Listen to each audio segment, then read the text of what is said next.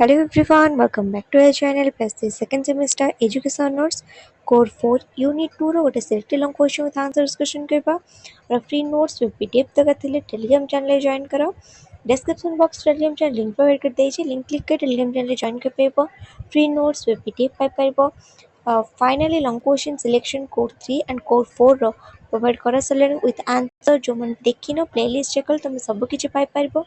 Okay, चलो देखो question कौन अच्छे। क्वेश्चन अच्छे क्लार्क को साधारण शिक्षादान तत्वर मूल नीति गुड़िक विश्लेषण कर। क्लार्क को साधारण शिक्षादान तत्व बा जनरल थ्योरी ऑफ टीचिंग रो मूल नीति गुड़िक विषय रे आलोचना करने पे कहछि। फर्स्ट हम देखो इंट्रोडक्शन। फर्स्ट हम उपक्रम देखो।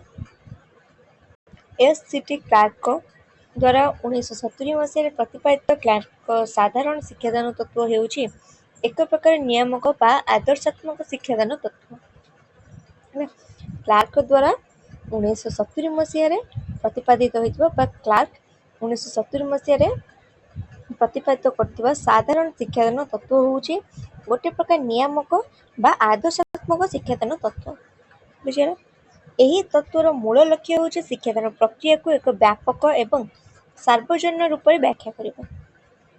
ये जो तत्व रहा साधारण शिक्षादान तत्व तार मूल लक्ष्य मेन उद्देश्य होउछि कोन ना शिक्षादान प्रक्रिया को एक व्यापक आउ सार्वजनीन रूप में व्याख्या करबा। क्लार्क को अनुसार शिक्षादान हेउछि एक प्रक्रिया जहाँकि छात्र छात्री मानक आचरण रे परिवर्तन आनिबा पई योजनाबद्ध भाव संपादन करा जायते। क्लार्क अनुसार जो साधारण शिक्षादान तत्व कोन ना शिक्षादान हेउछि एक प्रक्रिया। शिक्षादान होउछि गोटे प्रोसेस जोटा कि छात्र छात्री मानक आचरण बा बिहेवियर रे परिवर्तन आनिबा पई योजनाबद्ध भाव संपादन करा जाय थाए। बुझिला,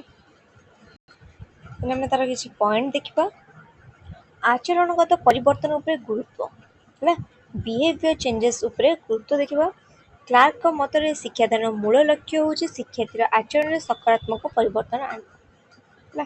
क्लार्क मते शिक्षादान मूल लक्ष्य मूल उद्देश्य मेन एम तार कौन रोचे ना शिक्षार्थी बा छात्र छात्री मानकर आचरण रे बिहेवियर रे सकारात्मक परिवर्तन पॉजिटिव चेंजेस आनिबा। शिक्षादान केवल तथ्य प्रदान करबा मध्य सीमित नुहे बरं एहा द्वारा छात्र चिंताधारा और कार्यशैली उन्नति आसबा आवश्यक। शिक्षादान केवल कौन ना तथ्य प्रदान करबा मध्य सीमित रहिबा कथा नुहे, यह द्वारा कौन ना छात्र चिंताधारा कार्यशैली रे उन्नति आसीबा बा विकास होबा आवश्यक। क्लार्क प्रतिपादन करछन्ति जे teaching is process which is designed and perform to produce change in behaviour of students. बुझला, Teaching is process which is designed and performed to produce change in behavior of students. Teaching बा शिक्षादान प्रक्रिया और कौन ना student मानकर पिला मानकर behaviour change करिवार गोटे कौन ना प्रक्रिया। बुझला, एना असला सार्वजनीन व्यापक प्रक्रिया। यही तत्व शिक्षादान को कौनसी एक निर्दिष्ट विषय किंबा श्रेणी मध्य सीमित न रखी यह को एक साधारण बा सार्वजनीन प्रक्रिया भाव ग्रहण करते। जो रहा साधारण शिक्षादान तत्व कौन करते ना शिक्षादान को कौन से गोटे निर्दिष्ट विषय किंबा श्रेणी मध्य सीमित न रखी कौन करते ना साधारण बा सार्वजनीन प्रक्रिया भाव ग्रहण करते। यूनिवर्सल प्रक्रिया भाव ग्रहण करते। यार नीति गुड़िक समस्त प्रकार शिक्षण परिस्थिति एवं विभिन्न विषय शिक्षादान क्षेत्र में समान भाव प्रযোज्य होता है। जो नीति गुड़िक रहा यार नीति गुड़िक समस्त प्रकार शिक्षण परिस्थिति एवं विभिन्न विषय शिक्षादान क्षेत्र में समान भाव प्रযোज्य होता है। दिन आसला गणतांत्रिक मूल्यबोधर सीमाबद्धता। क्लार्क यही तत्व स्पष्ट कर शिक्षादान समस्त कार्यकलाप केवल एक गणतांत्रिक समाज द्वारा ग्रहणीय नीति अनुଯାयी परिचालित होगा उचित। क्लार्क कौन कर जो साधारण शिक्षादान तत्व स्पष्ट कर शिक्षादान समस्त कार्यकलाप केवल गोटे गणतांत्रिक समाज द्वारा ग्रहणीय नीति अनुଯାयी परिचालित होगा आवश्यक। ଶିକ୍ଷାଦାନ ସମୟରେ ଛାତ୍ରଛାତ୍ରୀଙ୍କ ସ୍ୱାଧୀନତା, ସମ୍ମାନତା ଓ ବ୍ୟକ୍ତିଗତ ମର୍ଯ୍ୟାଦାକୁ ସମ୍ମାନ ଦିଆଯିବା ଆବଶ୍ୟକ। ହେଲା, ଶିକ୍ଷାଦାନ ସମୟରେ ବା ଟିଚିଂ ସମୟରେ ପଢ଼ାଉଥିବା ସମୟରେ ଛାତ୍ରଛାତ୍ରୀମାନଙ୍କ ସ୍ୱାଧୀନତା, ତାଙ୍କ ଫ୍ରିଡମ୍ ପ୍ରତି ଇକ୍ୱାଲିଟି, ସମାନତା, ବ୍ୟକ୍ତିଗତ ମର୍ଯ୍ୟାଦାକୁ ସମ୍ମାନ ଦିଆଯାଉଥିବା ଆବଶ୍ୟକ। ଦେନ୍ ଆସିଲା ନିର୍ଦ୍ଦେଶାତ୍ମକ ପ୍ରକୃତି, ପ୍ରସ୍ପେକ୍ଟିଭ ନେଚର। ହେଲା, ନିର୍ଦ୍ଦେଶାତ୍ମକ ପ୍ରକୃତି କ'ଣ?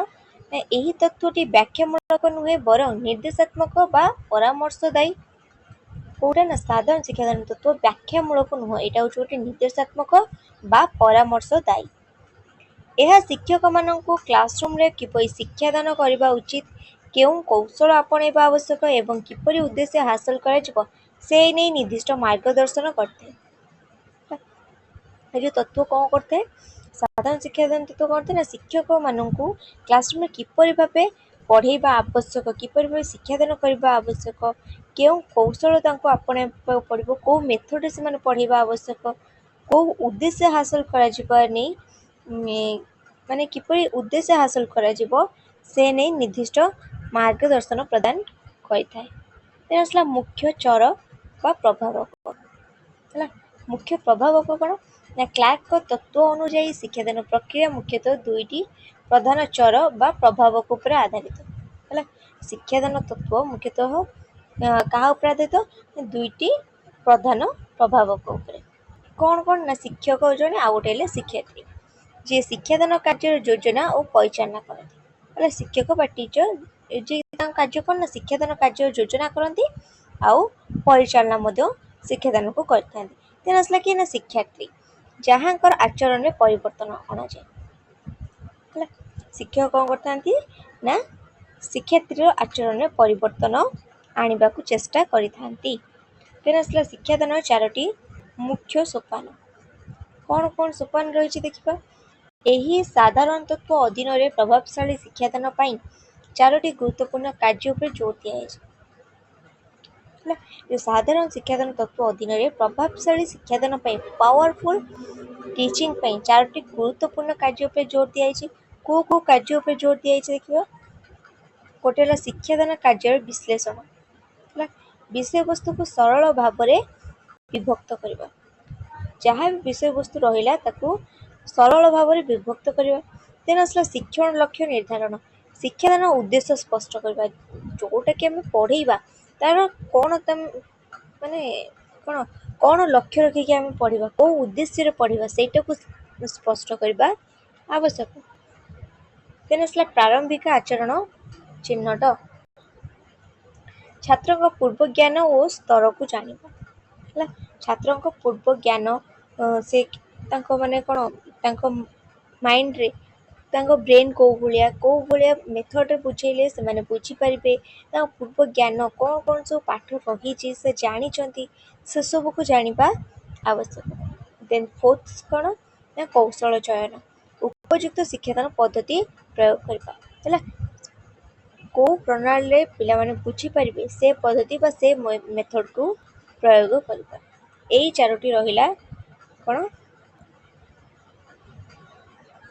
ଶିକ୍ଷାଦାନର ମୁଖ୍ୟ ସୋପାନ। ବୁଝିଲେ? ଦେନ୍ ଆସିଲା ନିଷ୍କର୍ଷ ବା କନକ୍ଲୁଜନ। ଉପରୋକ୍ତ ଆଲୋଚନା ପ୍ରମାଣିତ ହୁଏ ଯେ କ୍ଲାର୍କଙ୍କ ସାଧାରଣ ଶିକ୍ଷାଦାନ ତତ୍ତ୍ୱ ଶିକ୍ଷକ ଓ ଶିକ୍ଷାର୍ଥୀଙ୍କ ମଧ୍ୟରେ ଥିବା ସମ୍ପର୍କ ଏବଂ ଶ୍ରେଣୀଗୃହର ପରିବେଶକୁ ବୈଜ୍ଞାନିକ ତଥା ବ୍ୟବହାରିକ ରୂପେ ପରିଚାଳନା କରିବା ପାଇଁ ଏକ ସୁନ୍ଦର ଭିତ୍ତିଭୂମି ପ୍ରଦାନ କରିଥାଏ। କ'ଣ କୁହାଯାଇଛି ନିଷ୍କର୍ଷରେ? ନା କ୍ଲାର୍କଙ୍କ ସାଧାରଣ ଶିକ୍ଷାଦାନ ତତ୍ତ୍ୱ ଯେଉଁ ରହିଲା ସେଟା ଶିକ୍ଷକ ଆଉ ଶିକ୍ଷାର୍ଥୀ, ଟିଚର ଆଉ ଷ୍ଟୁଡେଣ୍ଟସ୍ଙ୍କ ମଧ୍ୟରେ ଥିବା ସମ୍ପର୍କ ଏବଂ ଶ୍ରେଣୀଗୃହର ପରିବେଶ, ଶ୍ରେଣୀଗୃହର କ୍ଲାସରୁମ୍ର ଏନଭାରମେଣ୍ଟଟା କେମିତି ରହୁଛି, ପରିବେଶଟା କେମିତି ରହୁଛି, ତାକୁ ବୈଜ୍ଞାନିକ ତଥା ବ୍ୟବହାରିକ ରୂପେ ପରିଚାଳନା କରିବା ପାଇଁ ଏକ ସୁନ୍ଦର ଭିତ୍ତିଭୂମି ପ୍ରଦାନ କରିଥାଏ। ବୁଝିହେଲା? ଏଇଟା ଥିଲା ଗୋଟେ selected long question with answer. ଏଇଟା ଥିଲା ତୁମ ୟୁନିଟ୍ 1ର last selection question with answer. ବୁଝିହେଲା? ଦେନ୍ ନେକ୍ସଟ କ୍ଲାସ୍ ଆମେ କ'ଣ କରିବା ନା ୟୁନିଟ୍ 3 ଷ୍ଟାର୍ଟ କରିବା। ବୁଝିହେଲା? ଆର ଫ୍ରି ନୋଟ୍ସ ବା PDF ଦରକାର ଥିଲେ ଟେଲିଗ୍ରାମ ଚ୍ୟାନେଲ ଜଏନ୍ କରିବ। ଭିଡ଼ିଓଟି ଭଲ ଲାଗିଥିଲେ ଲାଇକ୍ କମେଣ୍ଟ ସେୟାର କରିବାକୁ ବିଲକୁଲ ବି ଭୁଲିବନି। Next selected long question with answer ପାଇଁ ଆମ ଚ୍ୟାନେଲକୁ ଏବେ ହିଁ ସବସ୍କ୍ରାଇବ୍ କର। ଯାହା ବି ଡାଉଟ୍ ରହୁଛି ମୋତେ କମେଣ୍ଟରେ ଜଣାଅ। ଓକେ?